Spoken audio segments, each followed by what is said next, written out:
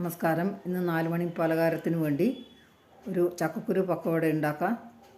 അതിനുവേണ്ടി കുറച്ച് ചക്കക്കുരു എടുത്തിട്ടുണ്ട്. നമുക്ക് പൊളിക്കാം. ഇതുപോലെ നൈസായി അരിഞ്ഞെടുക്കണം. ഇതുപോലെ ഇത്രയും അരിഞ്ഞെടുത്തിട്ടുണ്ട്.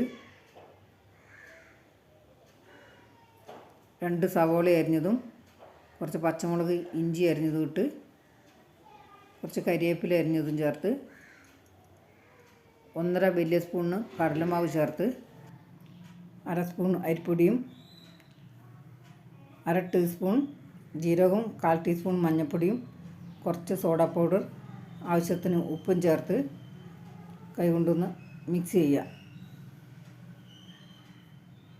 ഇനി കുറച്ച് വെള്ളം ഒഴിച്ച് നന്നായി ഒന്ന് കുഴച്ച് ഇതുപോലെ ഇരിക്കണം. അടുപ്പത്ത് ചീഞ്ചട്ടിയിൽ എണ്ണ ചൂടായി ഗ്യാസ് മീഡിയം ഫ്ലെയിമിൽ വെച്ച് കുറച്ച് കുറച്ചായി എണ്ണയിലിട്ട് കൊടുക്കുക.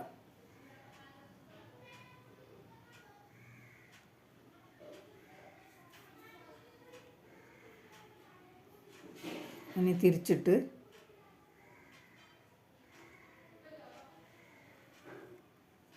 ഇപ്പം വെന്ത് കഴിഞ്ഞിട്ടുണ്ട്. കോരിയെടുക്കുക.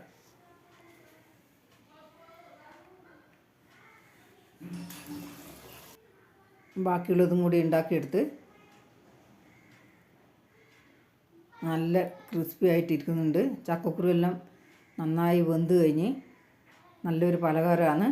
എല്ലാവരും ഉണ്ടാക്കി നോക്ക്. ലൈക്ക്, ഷെയർ, കമൻറ്റ്, സബ്സ്ക്രൈബും ചെയ്യണം.